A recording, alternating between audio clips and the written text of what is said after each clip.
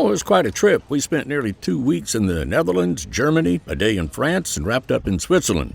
We had a whirlwind tour of churches, castles, and cathedrals. Every place we stopped had a very knowledgeable city guide who told us all about the Roman walls and the streets that were still there, and the statues and the reliefs on important buildings. So what does all that have to do with Christmas? Well, nothing so far, but something inside the Cologne, Germany Cathedral does, and that was a surprise to me. They are in no hurry to build cathedrals in Europe. This one was started in the 1200s and finished in the 1880s. Today, the Cologne Cathedral is Germany's most visited site. Around 20,000 people a day come here. The spires are the second tallest in Europe, and the interior is breathtaking.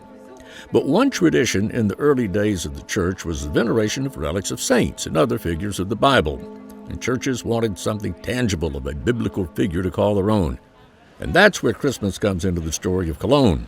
Our city guide there, who happened to be a delightful young lady from the Midwest in the United States, made us see if we could guess who was the honoree or honorees whose remains were inside the Cologne Cathedral. Well, we knew St. Peter was already at the Vatican in Rome, and Venice has St. Mark, so we couldn't come up with it. So we were surprised when our guide told us that the remains of the three kings, also known as the three wise men, were here. Milan, Italy had them up till about the middle of the 1100s. Then the Holy Roman Emperor Frederick Barbarossa had the remains moved here to Cologne. In fairness, some of the remains have been returned to Milan.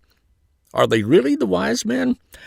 Oh, it would take somebody wiser than I to definitively answer that.